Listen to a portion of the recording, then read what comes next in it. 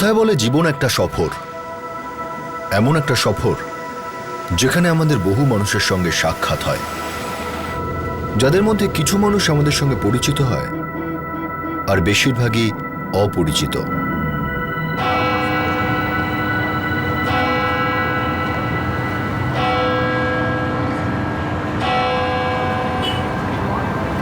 হে সর্বস্বপিত, তোমার দয়া দৃষ্টি সর্বদা আমাদের উপর রেখো।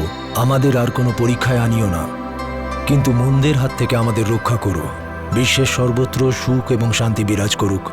বিশ্বাস, বিশ্বাস ও শান্তি। আমিন।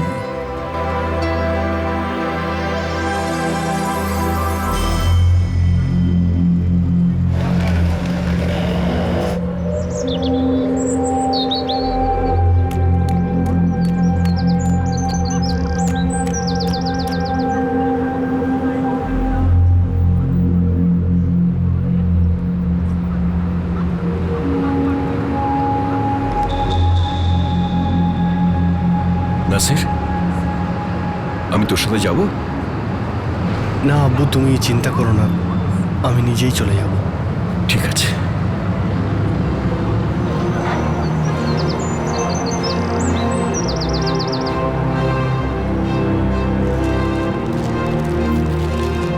আমাদের ছেলে কবে ঠিক হবে? আল্লাহ চাইলে সবই ঠিক হয়ে যাবে।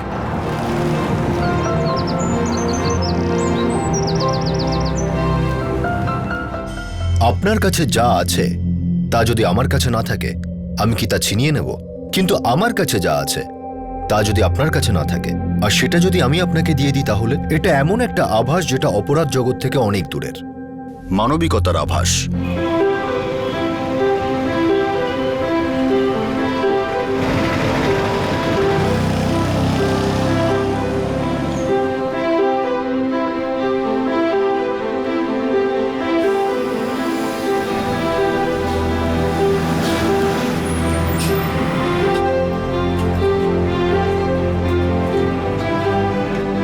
Ticket ticket ticket ticket ticket ticket ticket. পাল্লুর আচ্ছা, দিচ্ছি।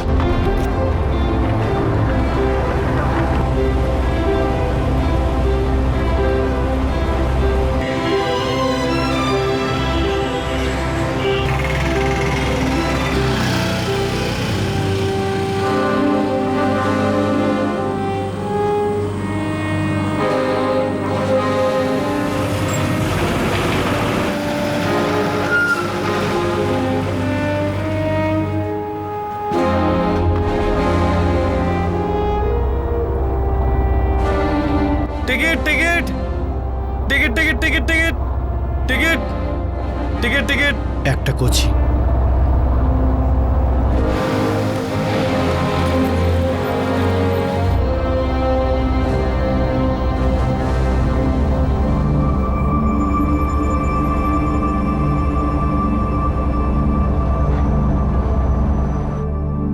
ফাদার জর্জ ম্যাথিউস আর আব্দুল নাসির মোহাম্মদ, একজন প্রিস্ট আর একজন সাধারণ মানুষ।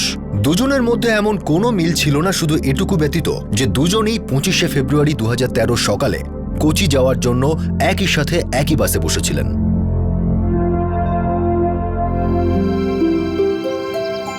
আরে তাড়াতাড়ি নিয়ে আয় না। হ্যাঁ, এখানে রাখ, ঠিক করে রাখ না। আরে বেগম, দেরি করছো কেন? হ্যাঁ আসছি। চল, আর দেখ, চলো চলো। টেকিং করার পর অবশ্যই একটা ফোন করবি কিন্তু। হ্যাঁ, আমি এয়ারপোর্টে পৌঁছেও ফোন করব, প্লেনে উঠেও ফোন করব, আর শুধু এটাই না, মাস্কেটে নেমেও আমি ফোন করব। এবার খুশি? আমি ভাইজান মাস্কাটে কাজ করতে যাচ্ছে, সব টাকা কি তোমায় ফোন করেই শেষ করে দেবে? ঠিক আছে, রোজ রোজ করিস না, কিন্তু সপ্তাহে একদিন তো ফোন করতেই পারবি। হ্যাঁ মাসি, অবশ্যই করব। আর ওয়াহিদা দিদি, তুমি একদম চিন্তা করো না, ওকে কোচি এয়ারপোর্টের একদম সামনে নামিয়ে দেবো।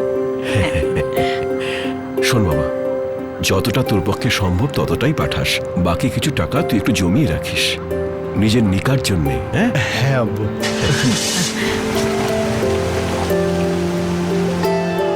বাই। কি আমি, তুমি সবসময় খালি কাদার অজুহাত খোঁজো।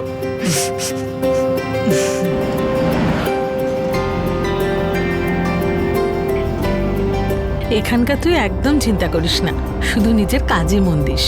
ঠিক আছে মাসি। আরে হ্যাঁ, ওখানে কোনো জিনিসের যদি দরকার পড়ে তাহলে বলতে লজ্জা পাবি না। হ্যাঁ একদমই।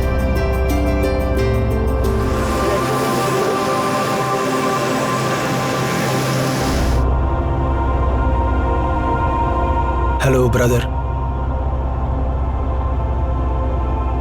চিন্তিত মনে হচ্ছে। কোনো প্রবলেম?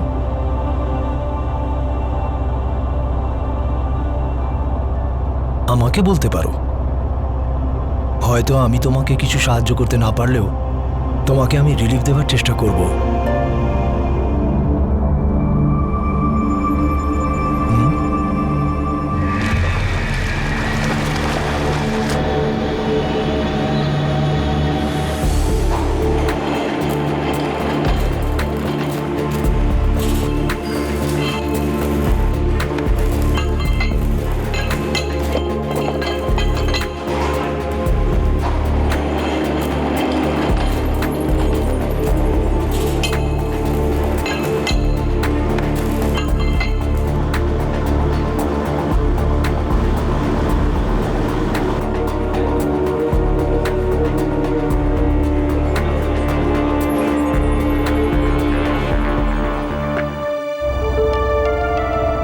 আমি 3 বছর কাজ করেছি,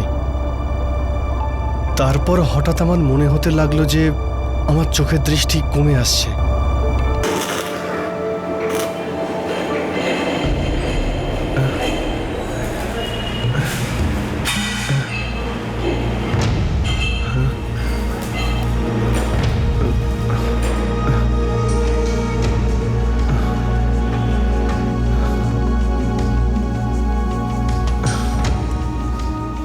কি হয়েছে?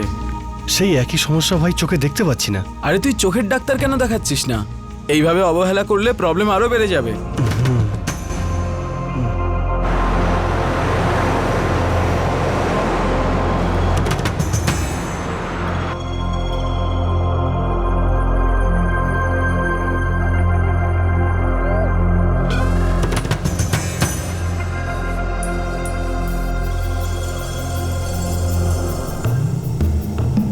দেখুন, দেখতে পাচ্ছেন? হ্যাঁ এখন হ্যাঁ দেখতে পাচ্ছি।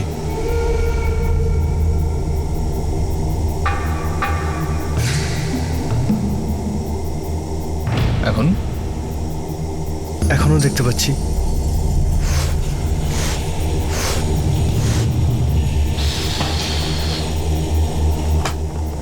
তোমার চোখ তো ঠিকই আছে, BPO normal.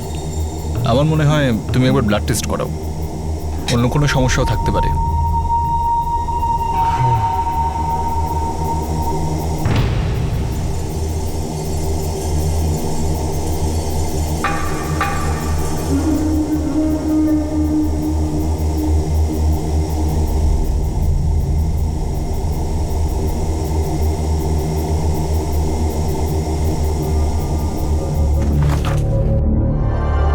Blood sugar, cholesterol সবই তো নর্মাল। তাহলে আমার এরকম কেন মনে হচ্ছে যে আমি ঠিক করে দেখতে পাচ্ছি না? আমার মনে হচ্ছে এটা দুর্বলতার জন্য হচ্ছে। আমি তোমায় কিছু ভিটামিন ট্যাবলেট লিখে দিচ্ছি, 1 সপ্তাহ খাও, তারপরে এসে আমাকে বলো।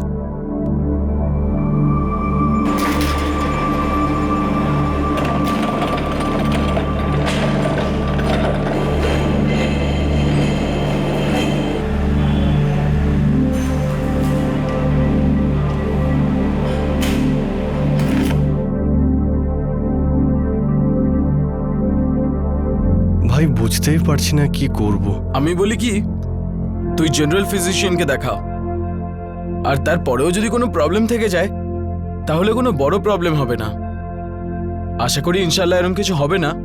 তাও তাড়াতাড়ি যদি জানা যায় সেটাই ভালো না? অতটাই সহজ হবে রোগকে কাবু করা। বাবা, তুই আমাদের কাছে কিছু লুকোচ্ছিস নাকি? না আব্বু, বলছি তো, ব্যাস ওই সামান্য একটু সমস্যা আছে। চেক আপ করিয়ে নে বাবা, একদম চিন্তা করিস না, সব ঠিক হয়ে যাবে। হ্যাঁ ঠিক আছে আব্বু। তুই একটা কাজ কর, কাল সকালে ক্লিনিকে চলে যা আর চেক আপ করিয়ে নে। হ্যাঁ, আর তারপরে ফোন করে জানাস কি হলো। হ্যাঁ, খোদা হাফিজ। খুদা হাফিজ।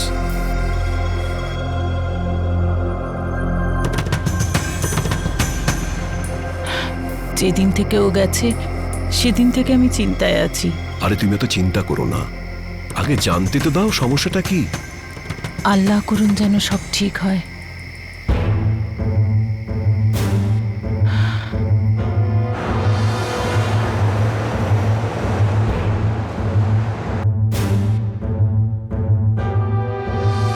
আপনি কি ড্রিঙ্ক করেন?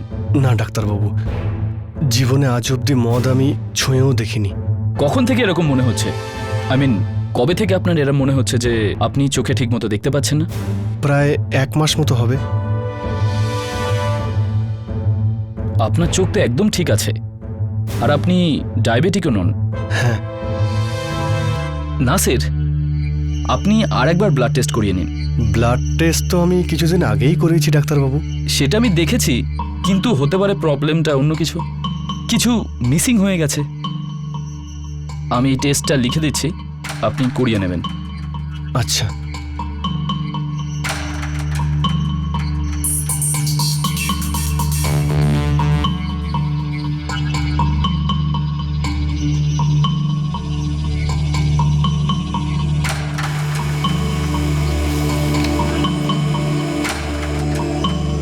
الله أكبر الله أكبر الله أكبر الله أكبر।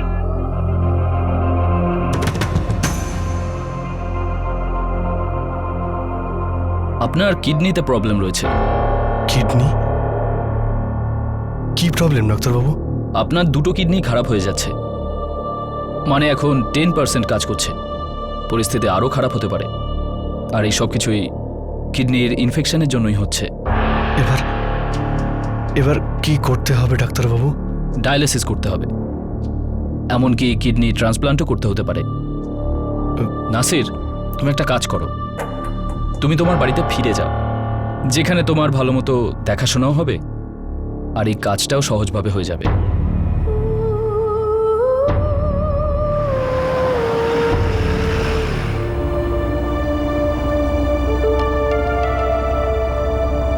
আমি 2011 ডিসেম্বরে ফিরে আসি।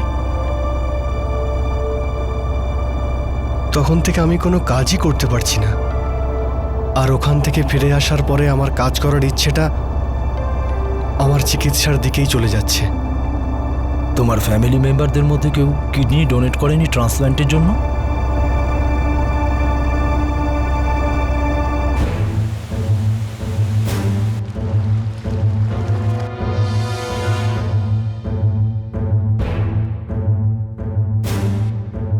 তোমার বাবা মা দুজনেই ডায়াবেটিক?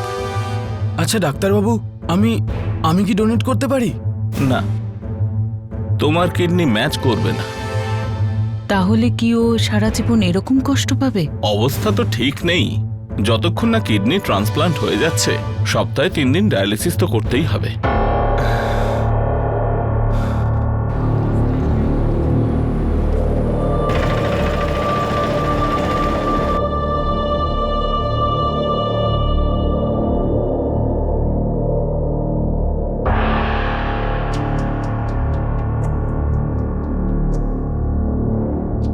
কেঁদো না দিদি, যা কিছু সম্ভব হবে আমরা তো করবই, কোনো ত্রুটি রাখবো না। সাজিয়াও দিন দিন দুর্বল হয়ে যাচ্ছে, কোনো কাজ করতে পারছে না। সপ্তাহে 3 দিন ও কি বলে যেন ডায়ালিসিসের জন্য যেতে হয়, খরচাও প্রচুর হচ্ছে। আমি তোমার চিন্তাটা বুঝতে পারছি দিদি, আমি কিছু না কিছু সাহায্য করব, লোন নিয়ে নেব, একটা রাস্তা ঠিকই বেরোবে। আমরা এভাবে হেরে যাব না দিদি।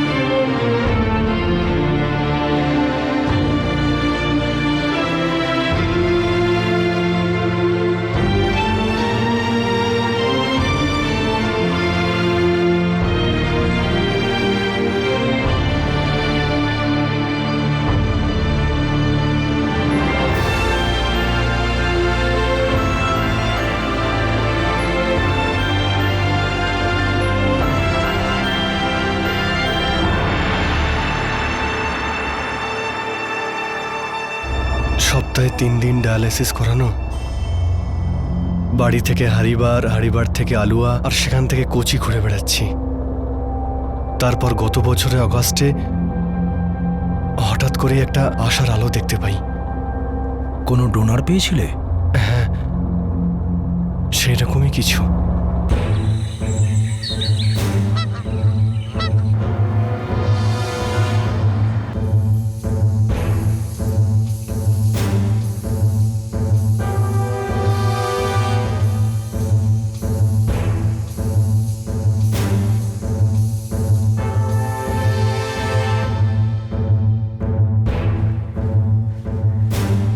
রিজু শোন,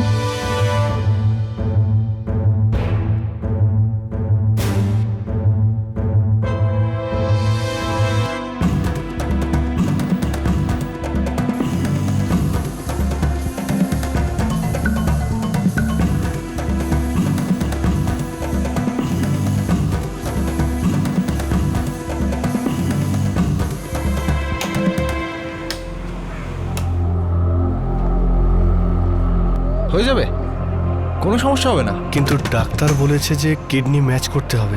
তোমার কি মনে হয় আমি কিছু জানি না? ডোনারের ব্লাড গ্রুপ আর অ্যান্টিজেন কমসে কম 65% ম্যাচ করতেই হবে। এই কাজটা আমি অনেক বছর লোকের উপকার করার জন্য করছি। তাহলে আমাকেও একটু সাহায্য করুন না প্লিজ। আমি সপ্তাহ দুয়েকের মধ্যে তোমার ডোনারের ব্যবস্থা করে দেবো, কিন্তু টাকা তো লাগবে।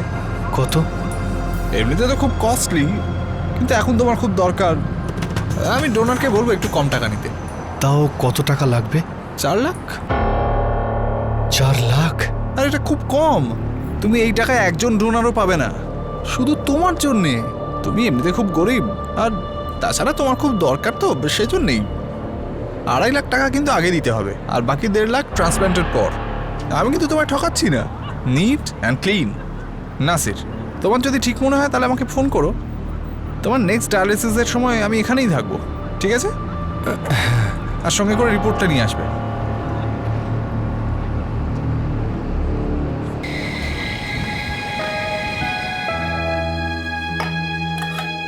দেখা যাক আমরা কতটা ব্যবস্থা করতে পারি। 4 লাখ অনেকগুলো টাকা আব্বু। যাই হোক বাবা, তারপরে তুই ভালো করে বাঁচতে তো পারবি।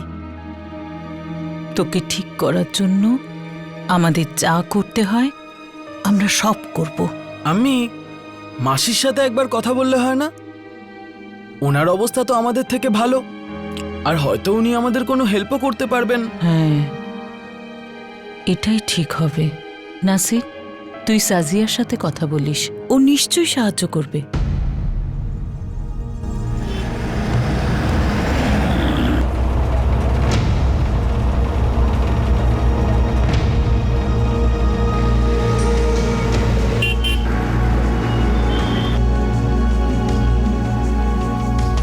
এই গল্পের পটভূমি হলো এথেন্স। গল্পের নায়ক নায়িকার বিয়ে তখন প্রায় ঠিকঠাক। ওরা ঠিক করলো যে একটা বিরাট অনুষ্ঠান করবে।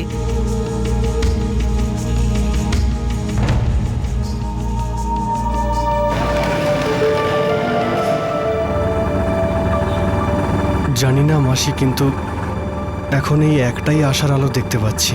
তাহলে নিশ্চয়ই কর, হতে পারে যে এই আশাটাই তোকে নতুন জীবন দিয়ে দেবে। কিন্তু 4 লাখ? আমি বুঝতে পারছি তোদের সবার খুব কঠিন সময় চলছে। আরে হ্যাঁ, তুই বলছিলি না যে অপারেশনের আগে 2.5 লাখ দিতে হবে? হ্যাঁ। নাসির, আমি ব্যাংক ম্যানেজারের সাথে কথা বললাম, আর উনি 2 লাখ টাকা পার্সোনাল লোন দিতে রাজি হয়েছেন। আর হ্যাঁ, লোনটা কিভাবে শোধ হবে সে চিন্তা করিস না, আগে কিডনি ট্রান্সপ্লান্টটা করিয়ে নে। নাসির,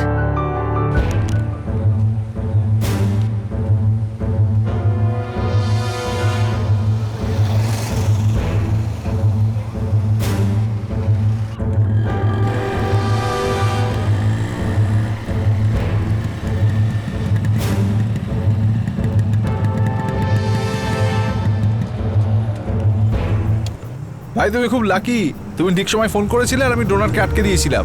আরে ও তো অন্য পার্টি পেয়েছিল যার কিডনির খুব দরকার ছিল। এতে পুরো 2.5 লাখ টাকা আছে। আচ্ছা, তোমার ডায়ালিসিস হয়ে গেছে?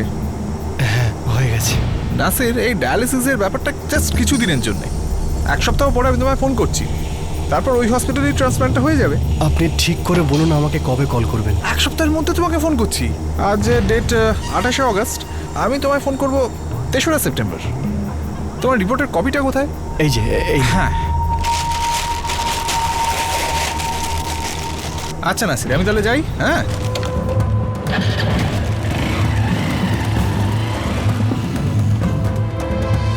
ও, 3রা সেপ্টেম্বর।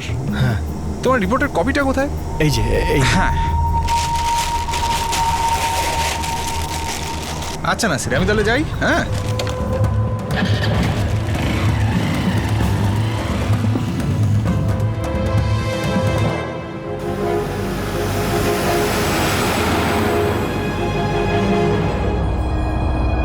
তারপর কি হলো?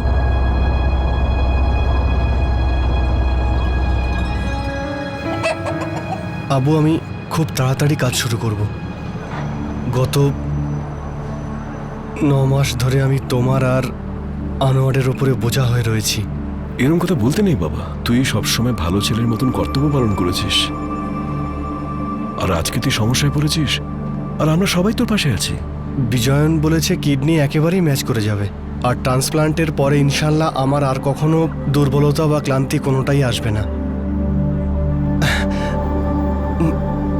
সব আগের মতো হয়ে যাবে আর আবার কাজ করতে পারবো। তুই আগে ঠিক হয়ে যা, তারপর কাজের কথা। কাজের কথা তো ভাবতেই হবে। আমি মাসির কাছে ধারটা শোধ করতে হবে, আর 1.5 লাখ টাকাও তো দিতে হবে।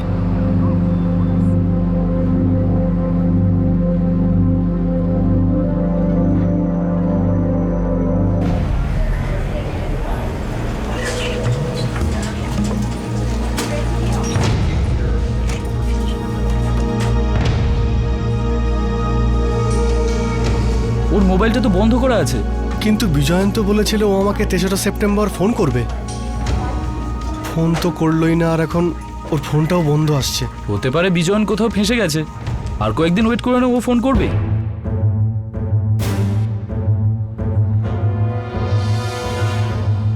The number you have dialed is currently switched off.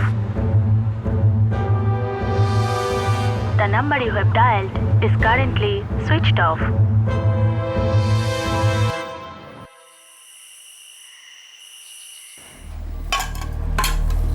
নে, একটু সবজি নাও।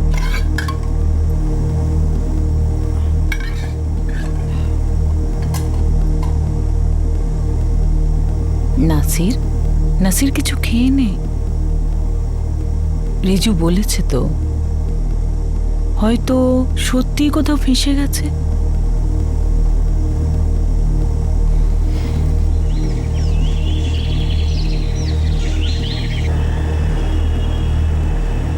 দেখো নাসির, আমি নিজে গত 3 সপ্তাহ ধরে ওর সঙ্গে যোগাযোগ করার চেষ্টা করছি। এরকম আরও লোক আছে যাদেরও এরকম প্রমিস করে চলে গেছে। আমার টাকাটাও গেল, আর ট্রান্সপ্লান্টটাও তো হলো না। হাতে একটাও টাকা নেই রিজু, পুরো ধারে আমি ডুবে গেছি। আমি বুঝতে পারছি না নাসির, কিন্তু বিজয়ন এরকম নয়। ও তো অনেক ট্রান্সপ্লান্ট করিয়েছিল, কিন্তু বুঝতে পারছি না ও ফোনটা বন্ধ করে রেখেছে কেন।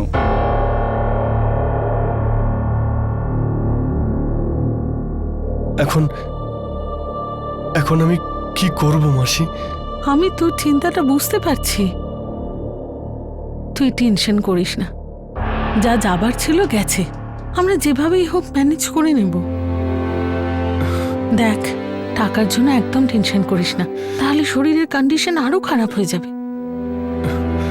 নাসির, যে লোনটা আমি নিয়েছি সেটা আমি শোধ করে দেব। তুই চিন্তা করিস না, নিজের শরীরের খেয়াল রাখ, আর একজন ডোনার খোঁজ, ঠিক আছে? আর নাসির, কাঁদিস না বাবা, কাঁদিস না, কাঁদিস না, এরকম সব ঠিক হয়ে যাবে।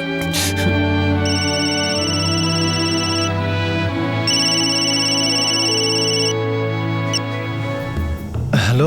হ্যাঁ নাসির, রিজু বলছি। হ্যাঁ রিজু, বিজয়নের কোনো খবর? হ্যাঁ নাসির, বিজয়ন এখন ত্রিশুরুতে আছে। ত্রিশুর?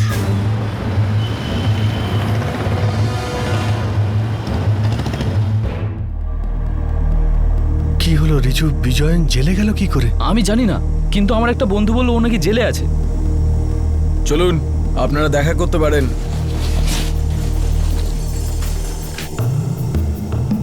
হবে না মানে তুমি কি বলতে চাইছো? নাসির, তুমি বুঝতে পারছো না। আমি তো এই কাজটা লোকের ভালোর জন্যই করছিলাম, কিন্তু কেউ একজন পুলিশকে কমপ্লেন করে দিয়েছে, আর পুলিশও তাই আমাকে ধরেছে। আরে বিজয়ন, আমার টাকাগুলো কোথায়? তোমার সমস্ত টাকা পুলিশ বাজেয়াপ্ত করেছে। বিজয়ন, আমার টাকাগুলো কোথায়? তোমার সমস্ত টাকা পুলিশ বাজেয়াপ্ত করেছে।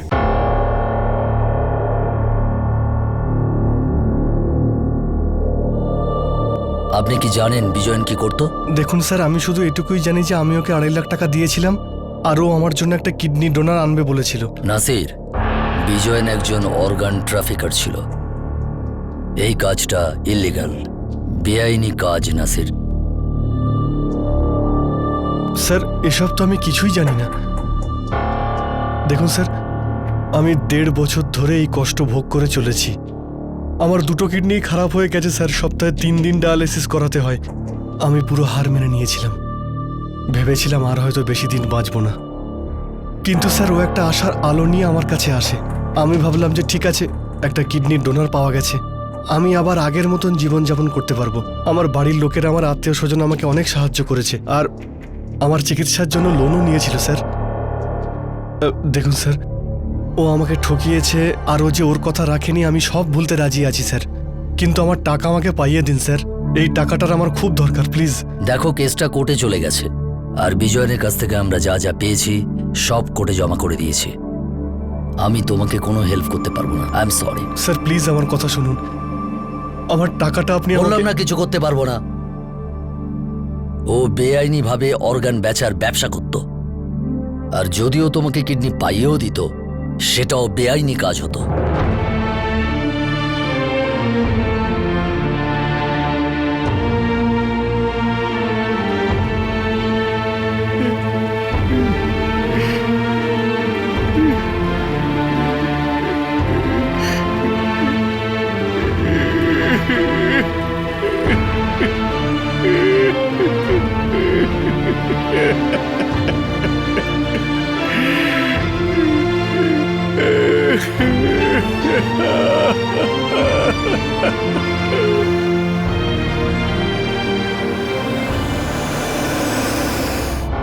আমার সারা জীবন একটা ব্যাপারের জন্য আফসোস থাকবে যে আমি আমার মাসির সমস্ত টাকা নষ্ট করে দিয়েছি। উনি এখনো লোন শোধ করছেন, আর আমি নিজের ডায়ালিসিস আর চেক আপ করিয়ে চলেছি। এই দেনা নিয়ে খুব সমস্যায় আছে আমার পরিবার, খুব দুশ্চিন্তায় আছি। বুঝতেই পারছি না যে এরপরে আমার কি হবে। আমি তোমার যন্ত্রণা, তোমার ব্যথা বুঝতে পারছি নাসির। নাসির, আমরা 2টো কিডনি নিয়ে জন্মগ্রহণ করি, কিন্তু মানুষের শরীর গঠনের ম্যাজিকটা দেখো। একটা কিডনির সাহায্যেও আমরা নর্মালভাবে বাঁচতে পারি। আমার দুর্ভাগ্য এটাই যে আমার 2টো কিডনি খারাপ হয়ে গেছে। তোমার ব্লাড গ্রুপ কি? এ পজিটিভ।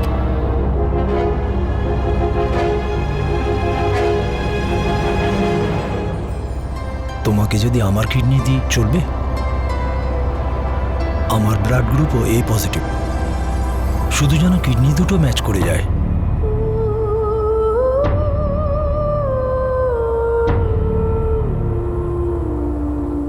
নাসির যা শুনেছিল তা নিজের কানও বিশ্বাস করতে পারছিল না। সে তার চেক আপের জন্য কোচিগামী বাসে উঠেছিল, আর ফাদার ম্যাথিউজের ঠিক পাশের সিটেই বসেছিল। ফাদার জর্জ ম্যাথিউজ নাসিরের চোখে মুখে একটা দুঃখ, দুশ্চিন্তা ছায়া দেখলেন। উনি ওর সাথে কথা বললেন, আর নাসির তার সব দুঃখের কথা ওনার কাছে বললেন। এটা কি কোনো স্বপ্ন ছিল, নাকি কোনো বাস্তব, নাকি কোনো অবিশ্বাস্য কিছু ঘটাচ্ছিল? যখনই কোনো শয়তানি, কোনো প্রকৃতি বিরুদ্ধ কোনো সমস্যার ঘটনা ঘটে, তখনই আমরা হতবাক হয়ে যাই। ঠিক সেভাবেই যখন কোনো মানবিকতায় পূর্ণ, সম্পূর্ণ আন্তরিক এবং অবিশ্বাস্য ব্যাপার ঘটে যায়, তখনও আমরা একইভাবে ভেবাচাকা খেয়ে যাই। আপনার কাছে যা আছে তা যদি আমার কাছে না থাকে, তাহলে আমি কি ছিনিয়ে নেব? আর যদি আমার যা আছে তা আপনার কাছে না থাকে, আর সেটা যদি আপনাকে আমি দিয়ে দিই, তাহলে? ফাদার জর্জ ম্যাথিউজ যা বলেছিলেন, ওনার মনের ইচ্ছেও কি তাই ছিল? সত্যিই কি সেটা ঘটতে চলেছিল? বাস্তবে কি তা হয়েছিল? এই অসাধারণ গল্পটার দ্বিতীয় তথা শেষ ভাগ আমরা দেখব আগামী নমস্কার, আদাব। আমি অনুপ সোনি ক্রাইম পেট্রোলে আপনাদের সবাইকে স্বাগত জানাই। আজ আমরা আপনাদের দেখাবো ফাদার জর্জ ম্যাথিউস আর আব্দুল নাসির মোহাম্মদের গল্পের দ্বিতীয় তথা শেষ ভাগ। গল্পটা ছিল 25শে ফেব্রুয়ারি 2013। ফাদার জর্জ ম্যাথিউস, যিনি একজন প্রিস্ট, তিনি চালাকুড়ি থেকে কোচির বাসে করে যাচ্ছিলেন।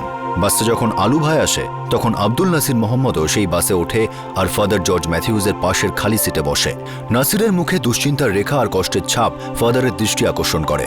উনি দুশ্চিন্তাগ্রস্ত নাসিরকে এ ব্যাপারে প্রশ্ন করেন। নাসির তার কাছে নিজের দুঃখের সব কথা খুলে বলে।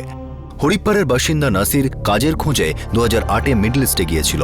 সে কাজ পেয়েও গিয়েছিল আর 2011 পর্যন্ত সবকিছু ঠিকঠাকই ছিল।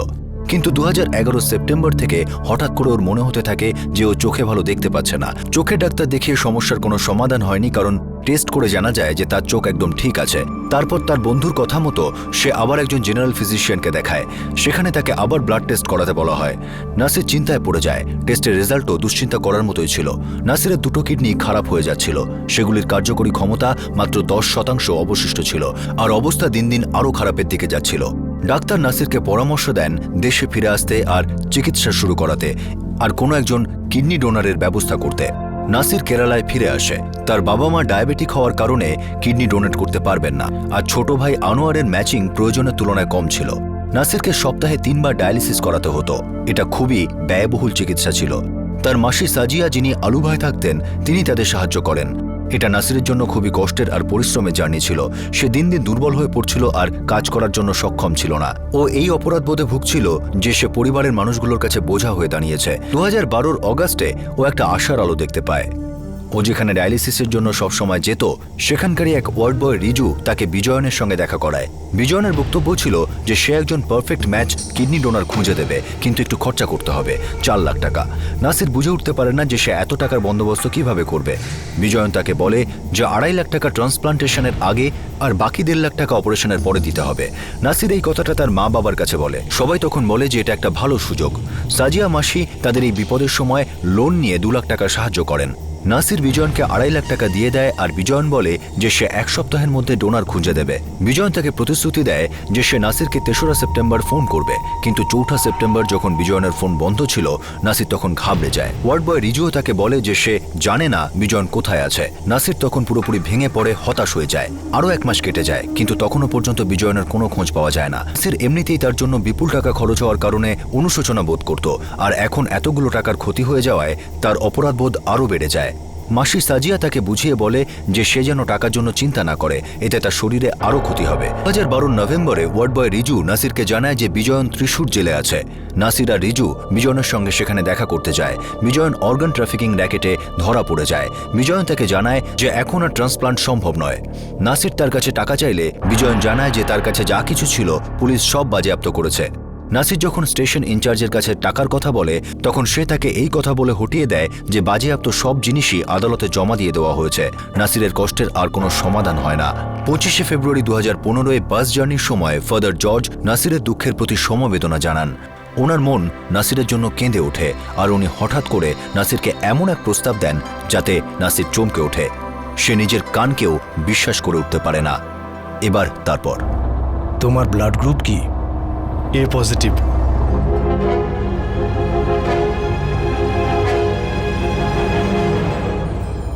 তোমাকে যদি আমার কিডনি দিই চলবে?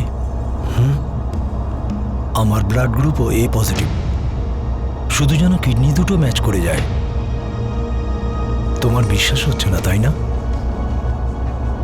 সত্যি আমি সিরিয়াস নাসির। আমার ব্লাড গ্রুপও এ পজিটিভ। সব কিছু ম্যাচ করে গেলে আমার কিডনি তোমায় দিতে পারি। পাল্লুর পাল্লুর পাল্লুর এসে গেছে। কে পাল্লুর নামবেন নেবে যান। আমাকে এখানেই নামতে হবে। তুমি কোচিতে কোথায় যাবে? আমি মেডিকেল ট্রাস্ট হসপিটালে রেগুলার ডায়ালিসিসের জন্য যাচ্ছি। তুমি তোমার ফোন নাম্বার আমায় দিয়ে দাও, আমি তোমাকে ফোন করব।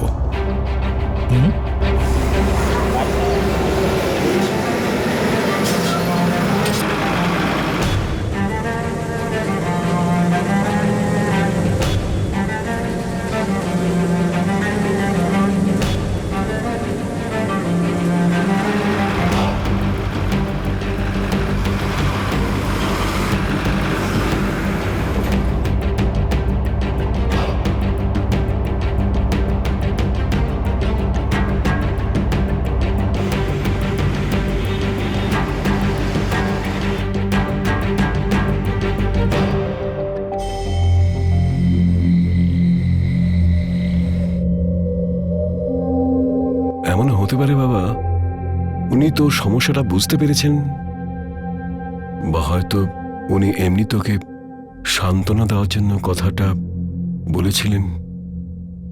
হয়তো উনি এই কথাটা নিজের মন থেকে বলেছেন।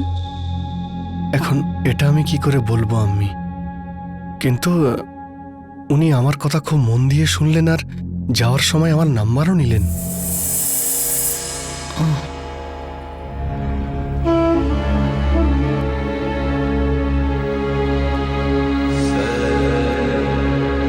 আল্লাহু আকবার,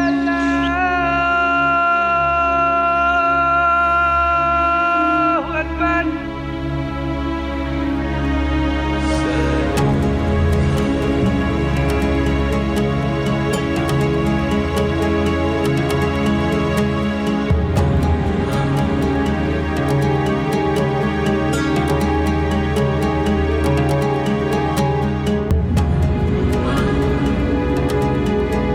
অনেক সময় হয়ে থাকে যে বাসে আপনার পকেটমারি হয়ে গেছে আর আপনার পাশে বসে থাকা লোকটাই সেটা নিয়ে চম্পট দিয়েছে। আপনি হয়তো তখন চমকে যান, কিন্তু পরে এটা ভেবে নিজেকেই নিজে সান্ত্বনা দিয়ে থাকেন যে বাসে তো এরকম হয়েই থাকে। কিন্তু এখানে নাসিরের পাশে এমন একজন মানুষ বসেছিলেন যিনি সম্পূর্ণ অপরিচিত, তার সঙ্গে তার কোনো সম্পর্ক ছিল না, আর সেই অপরিচিত ব্যক্তি তাকে কিডনি দেওয়ার প্রতিশ্রুতি দিলেন। হ্যালো নাসির, হ্যাঁ বলছি। আমি ফাদার জর্জ ম্যাথিউস বলছি। কাল তোমার সাথে বাসে দেখা হয়েছিল না, তোমার মনে আছে? হ্যাঁ মনে আছে আমার। দেখো, আমি কোচিতে ডক্টর ফারুক মোহাম্মদের সঙ্গে কথা বলেছি। উনি মেডিকেল ট্রাস্ট হসপিটালের কনসালটেন্ট ডক্টর। তুমি কাল কোচি চলে এসো। উনি আমাদের ম্যাচিংয়ের জন্য কিছু টেস্ট করাতে চান। নাসির, আসতে পারো? Is it okay for you? Nasir, তুমি শুনতে পাচ্ছ তো? হ্যাঁ শুনছি। অ্যাড্রেসটা বলবো? হ্যাঁ বলুন।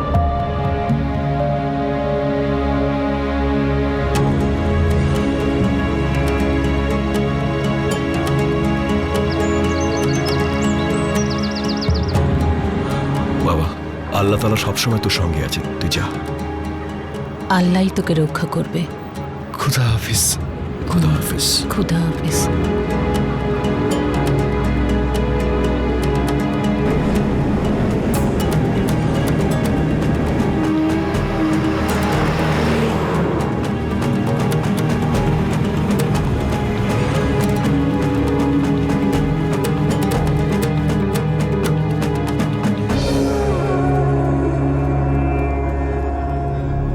ফাদার, প্রথমে আমাদের blood group matching, tissue matching, cross matching এইসব টেস্টগুলো করতে হবে, আর তারপরেই আমরা বুঝতে পারবো যে ট্রান্সপ্লান্ট করা যাবে কি না। No problem. এটা মোটামুটি 2-3 সপ্তাহ লাগবে। ওকে।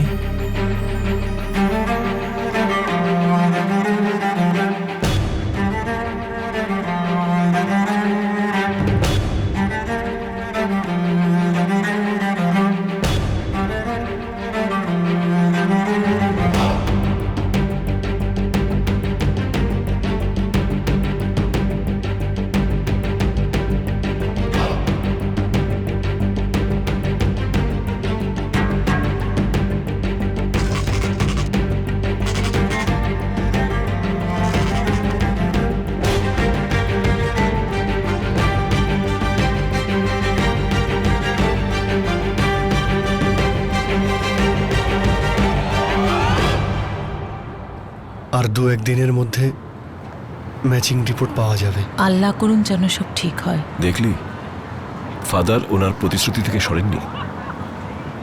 ওনাকে জিজ্ঞাসা করেছিলি উনি তোকে কিডনি কেন দিতে চান? করেছিলাম।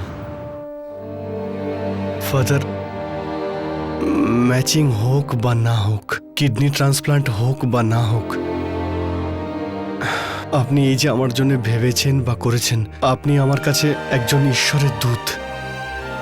নো ব্রাদার, আমি কোনো দেবদূতের কাজ করিনি, মনুষ্যত্ব পালন করেছি। আপনি আমার কাছে আমার কষ্টের কথা জানতে চান, আমার পুরো কথা শোনেন, আর আপনি মুহূর্তের মধ্যে আমাকে আপনার শরীরের একটা অঙ্গ দিতেও আপনি রাজি হয়ে যান।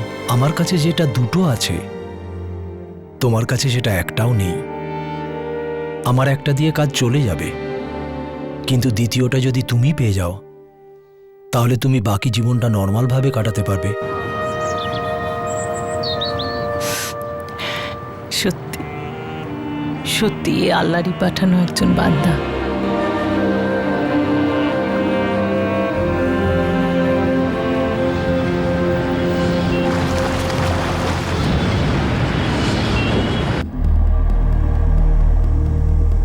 অদ্ভুত ব্যাপার ইউনো ফাদার, নিজের আত্মীয়দের মধ্যেও এই ম্যাচিংটা 65%-এর বেশি হয় না, but in your case it is 95%। আমি সমস্ত টেস্টের রিপোর্ট মেডিকেল হসপিটালে পাঠিয়ে দিয়েছি, যেখানে এই ট্রান্সপ্লান্টটা হবে। ওনারা স্টেট গভর্নমেন্টের ক্লিয়ারেন্সের জন্য ফরওয়ার্ড করে দেবেন। আমাকে এই কথাটা বিশপকে জানাতে হবে। ইনফ্যাক্ট ওনার পারমিশন নিতে হবে।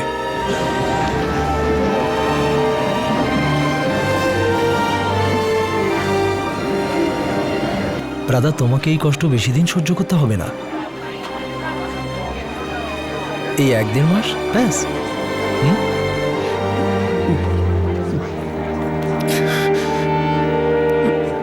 ম্যাচিং হয়ে গিয়েছিল, আর সেই অনুযায়ী father George Mathews Abdul Nasir মোহাম্মদকে নিজের কিডনি ডোনেট করতে পারেন। একজন প্রিস্ট বাসে করে যাওয়ার সময় তার সহযাত্রীর দুঃখের কথা শুনে সেই মুহূর্তে তাকে কিডনি দান করতে মনস্থির করলেন। এই প্রশ্নের উত্তর জানা এখনো বাকি। সর্বশক্তিমান ঈশ্বর উপরে আছেন, স্নেহ ভরে তিনি আমাদের রক্ষা করছেন। পিতা বলেছেন সবাইকে স্নেহ করতে। পৃথিবীর সমস্ত প্রাণী তাঁরই সন্তান। সবাই ওনাকে নির্ভর করো, তবেই তোমরা মুক্তি পাবে। পূর্ণ বিশ্বাস, পূর্ণ বিশ্বাস, শান্তি।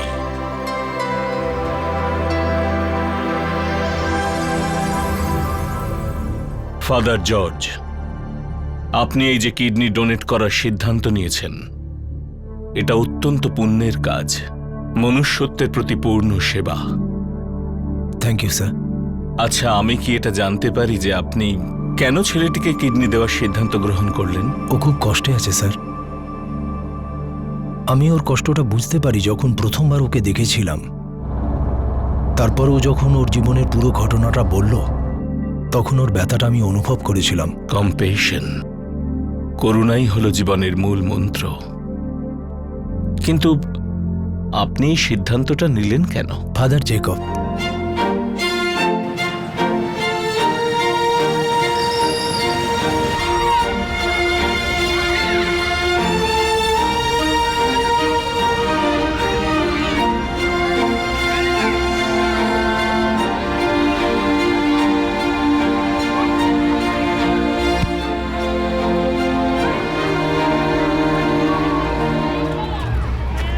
হে প্রভু, তোমার দয়া দৃষ্টি সর্বদা আমাদের উপর রেখো।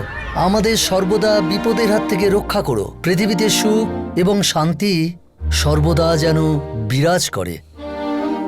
বিশ্বাস, বিশ্বাস ও শান্তি। আমিন।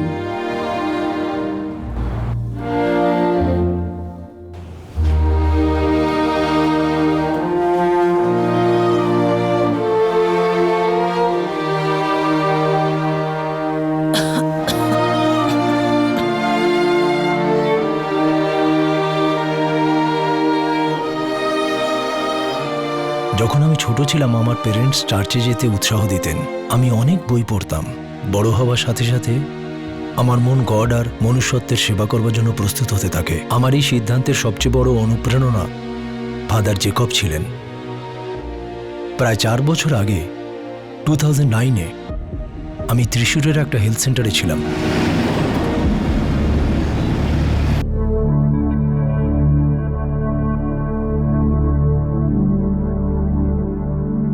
এটা 15 ফেব্রুয়ারির কথা। কিছু ভলেন্টিয়ার্সের সঙ্গে ফাদার জেকব রবি নামক একজনের সম্পর্কে কথা বলছিলেন।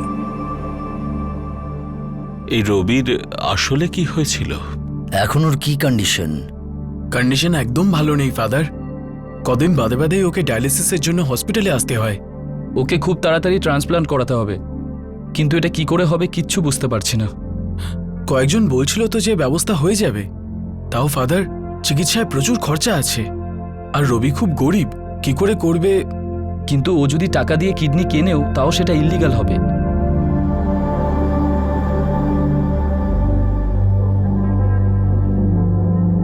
চার্লস, ইউ নো, এক একটা কিডনির সাহায্যেও মানুষ বেঁচে থাকতে পারে। মানব দেহ ঈশ্বরের এক আশ্চর্য অবদান এবং তার চমৎকার সৃষ্টি। আর মানুষের কষ্ট দেখলে হৃদয় খুব দয়ালু হয়ে ওঠে। 2009 সেপ্টেম্বরে ফাদার জেকবের সঙ্গে রবির প্রথম দেখা হয়, ট্রান্সপ্ল্যান্টেশনের কিছুদিন আগে। উনি রবিকে সেভাবে চিনতেনও না। আমি কিডনি ট্রান্সপ্ল্যান্টের ব্যাপারে প্রচুর স্টাডি করেছি। ফাদার জেকব ঠিকই বলেছেন, একটা কিডনির সাহায্যে আমরা সারা জীবন বেঁচে থাকতে পারি। আমি সেদিনই সিদ্ধান্ত নিয়েছিলাম যে দরকার পড়লে যে কোনো সাহায্য প্রার্থীকে আমি নিশ্চয়ই সাহায্য করব। নাসিরকেও আমি চিনি না, জানি না কেন বাসেও আমার পাশে এসে বসে। মনে হচ্ছে আমি একটা সুযোগ পেয়েছি ওর উপকার করার। আপনি যেটা করতে চাইছেন ফাদার জর্জ, অবশ্যই করুন। আপনি একটা অত্যন্ত ভালো কাজ করতে যাচ্ছেন।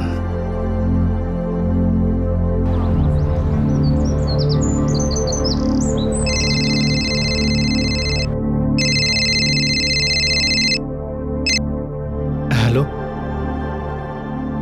হ্যাঁ বলুন, আমি নাসির বলছি। কি, কখন হলো এটা?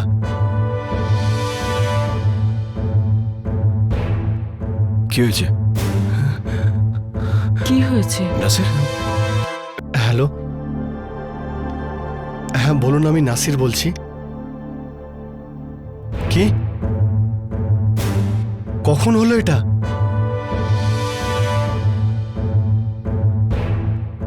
কি হয়েছে?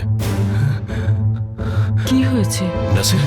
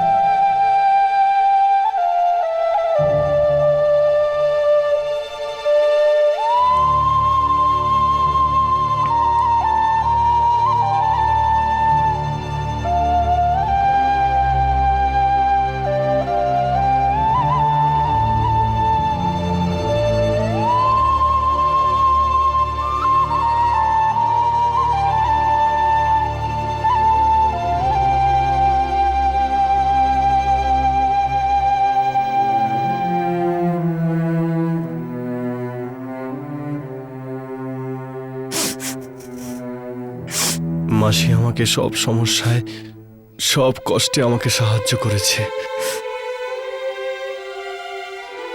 আমি সারা জীবনে কোনো দিনই ওনার ঋণ শোধ করতে পারবো না।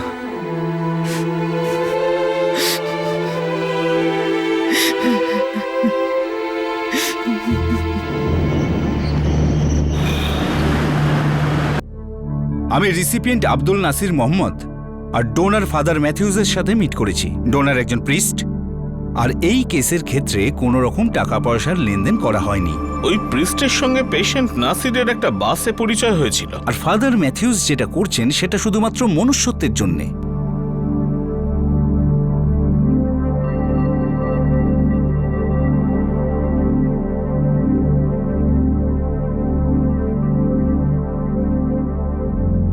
রক্তের সম্পর্ক ছাড়া কিডনি ডোনেট করার অনুমতি ভারতবর্ষে নেই, কারণ এই সমস্ত ক্ষেত্রে টাকার লেনদেনের ভয় থাকে।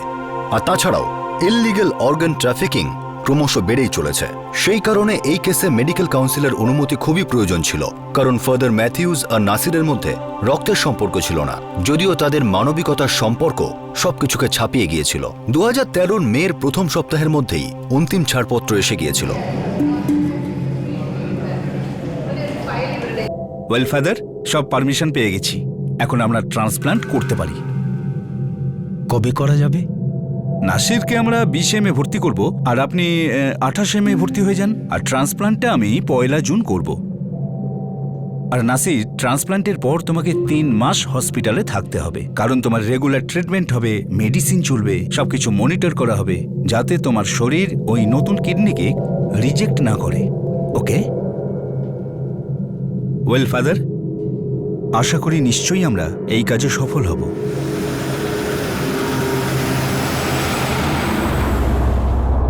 আচ্ছা, আপনি কি আপনার ফ্যামিলির সঙ্গে কথা বলেছেন?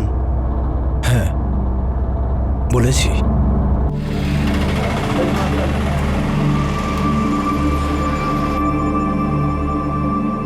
ভেরি গুড মাই সান। আমি নাসিরের জন্য খুব খুশি হয়েছি যে তুমি কাজটা করছো।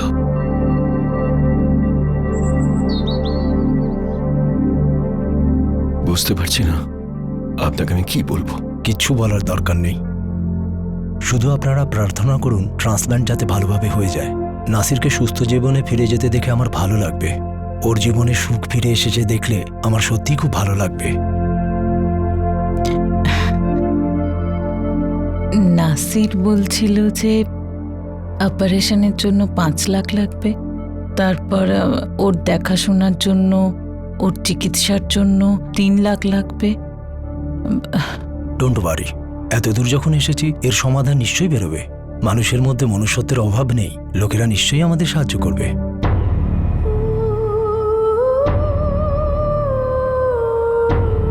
লোকেরা নিশ্চয়ই আমাদের সাহায্য করবে,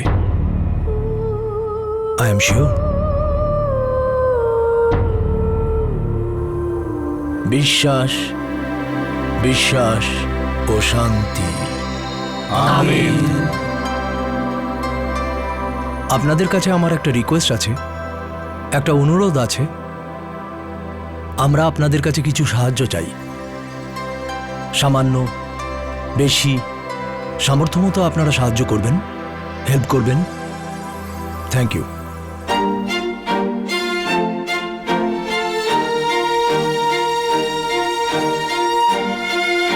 থ্যাংক ইউ।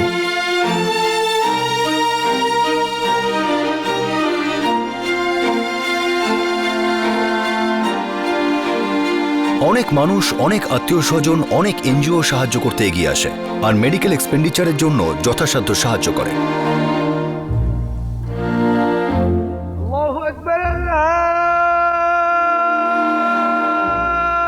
আল্লাহু আকবার।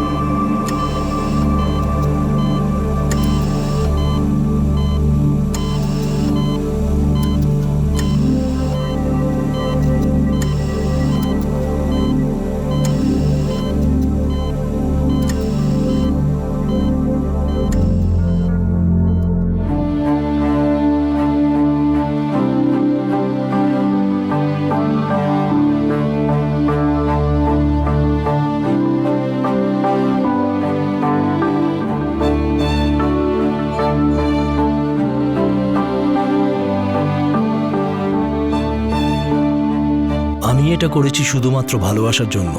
আমি এটা কিছু পাবার আশায় করিনি। আমার যখন প্রথমবার ওই ছেলেটার সঙ্গে দেখা হয়, তারপরে আমি যখন হসপিটালে যাই চেক আপ আর টেস্টের জন্য, তখন আমি জানতে পারলাম যে এই ধরনের সমস্যায় অনেকেই কষ্ট পাচ্ছেন এবং তাদের কিডনির খুব দরকার। আমি বলতে চাই যে যারা এই অনুষ্ঠান দেখছেন বা শুনছেন তারা এগিয়ে আসুন, কারণ তাদের এই একটা মহান দান দিয়ে তারা সাহায্য করবেন বেশ কিছু অসহায় মানুষকে। তাই আমি সবাইকে এগিয়ে আসতে বলছি। আমার তো এটা মনে হয় যে এটা করা উচিত। ভালো কাজ করলে অবশ্যই ওপরওয়ালার কৃপা পাওয়া যায়। আমাকে এই কিডনিটা দান করে আমাদের ফাদার অবশ্যই আমাকে একটা নতুন জীবনের আশা দেখিয়েছেন। আমি অসহায় ছিলাম, কিছু করতে পারছিলাম না। উনি এভাবে আমাকে সাহায্য না করলে আমার হয়তো আর খুব একটা কিছু করার ছিল না। মানুষ মানুষকে সাহায্য না করলে কখনোই সমাজ আগে এগোবে না, আর কখনোই কোনো উন্নতি হবে না। আমি ফাদারের কাছে চিরজীবনের জন্য কৃতজ্ঞ হয়ে থাকব। সেই প্রিস্ট সহৃদয়তার সঙ্গে এগিয়ে এসে বলেছিলেন, আমি এটা মনুষ্যত্বের জন্য করছি। আমার এই অঙ্গদানে একটা জীবন বাঁচবে। পৃথিবীর মানুষের কাছে শ্রেষ্ঠ উদাহরণ। এই ধরনের দান সাধারণত মানুষ মৃত্যুর পরেই করে থাকেন। এটা সত্যিই একটা দারুণ উদাহরণ, কারণ ফ্যামিলি মেম্বার ছাড়া এই জিনিসটা অন্য কেউ করে না। এটা আমাদের উৎসাহিত করে। এই ধরনের উদাহরণ সমাজের নানা সমস্যা আর অন্ধ ধর্মবিশ্বাসকে পরিবর্তিত করে থাকে। যদি আপনি স্বাস্থ্যবান, যদি আপনি শিক্ষিত, যদি আপনি স্বনির্ভর, আর্থিকভাবে সচ্ছল হন, জীবিত অবস্থায় অঙ্গদান করতে কোনোভাবেই পিছপা হবেন না। আপনি মারা যাবার পরে সেগুলি সঙ্গে নিয়ে যেতে পারবেন না, কারণ স্বর্গে এগুলি কাজে লাগে না।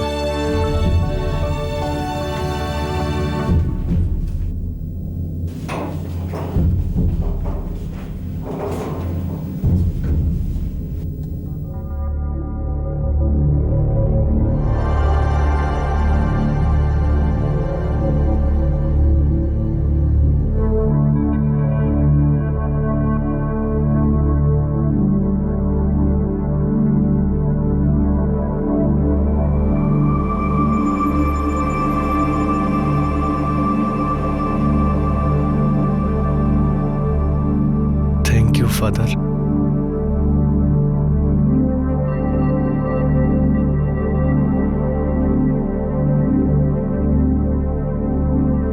ট্রান্সপ্লান্টেশন সফল হয়েছিল আর ফাদার সিবি সেবাস্টিয়ানকে 2013 তেসরা জুন হাসপাতাল থেকে ছেড়ে দেওয়া হয়। রাশেদ মোহাম্মদ এখনও হসপিটালে অপারেশন পরবর্তী চিকিৎসায় রয়েছে। সে হাসপাতাল থেকে ছাড়া পাওয়ার আর একটা সাধারণ জীবনযাপন করার জন্য অধীর আগ্রহে অপেক্ষা করছে। আপনার কাছে যা আছে তা যদি আমার কাছে না থাকে তাহলে কি আমি তা ছিনিয়ে নেব? কিন্তু আমার কাছে যা আছে তা যদি আপনার কাছে না থাকে আর সেটা যদি আমি আপনাকে দিয়ে দিই, তাহলে কালকের আর আজকের এপিসোডে কোথাও কোনো ক্রাইম ছিল না। অনেক মানুষই হয়তো এটা বলবেন যে এই ধরনের ঘটনা কেন এই শোতে দেখানো হলো, যেই শোয়ের নামই ক্রাইম পেট্রোল। ছোটবেলা থেকে আমরা যে সমস্ত গল্প পড়েছি, দেখেছি, শুনে এসেছি, সেগুলো সবেতেই ভালো আর মন্দের দ্বন্দ্ব দেখানো হয়েছে। ভালোর জিত আর খারাপের হারই সব জায়গায় সাধারণত দেখানো হয়ে থাকে। কিন্তু যখন আমরা এই সব গল্প কাহিনীর বাইরে বাস্তব জীবনের দিকে চোখ রাখি, তখন আমাদের সম্পূর্ণ বিপরীত ধারণা হয়ে থাকে। আমরা দেখতে পাই যে খারাপ আর ভুল ভালোকে হত্যা করে চলেছে। সদ্গুণের আদর্শকে আজ আমাদের রামরাজত্বের অংশ বলে মনে হয়। আমাদের বর্তমানের অভিজ্ঞতা শুধুমাত্র পারস্পরিক হিংসা, স্বার্থপরতা আর একে অন্যের পিঠে ছুরি মারার গল্প শোনায়। অপরাধ জগতে যত রকমের আলাদা আলাদা ঘটনা আমরা আপনাদের সামনে নিয়ে আসি, সেগুলোর মধ্যে এটা একটা এমন ঘটনা ছিল যেটা আমাদের অবাক করে দিয়েছে। আমরা ভুল থেকে শিক্ষা নিই আর তার থেকে আমরা নিজেদের আসন্ন বিপদের হাত থেকে বাঁচাই। ঠিক সেভাবেই আমরা ভালো কিছু থেকে, কোনো সাধারণ মানুষের অসাধারণ কাজ থেকেও কিছু শিখতে পারি, শপথ নিতে পারি। এটা সত্যি আমাদের বিশ্বাস আর ভরসার ভিত্তিকে মজবুত করে যে আমাদের প্রত্যেকের মধ্যেই একটা ভালোর আলো আছে, যেটা সবসময় জ্বলতে থাকে। আমরা সবাই জানি যে আমাদের সবার মধ্যে কিছু না কিছু ভালো আছে, আর ফাদার সিবি সেবাস্টিয়ান সেটাকে সত্য প্রমাণ করলেন। আপনাদের সাথে আবার দেখা হবে ক্রাইম পেট্রোল দাস থেকে আরো একটা নতুন কেসের সঙ্গে। ততক্ষণ নিজের খেয়াল রাখবেন, সুরক্ষিত থাকবেন, আর এটা মনে রাখবেন যে আমাদের সবার মধ্যে ভালোও আছে, মন্দও আছে, কিন্তু কাম্য হলো যে আমরা ভালোটাকেই প্রাধান্য দেব। জয় হিন্দ।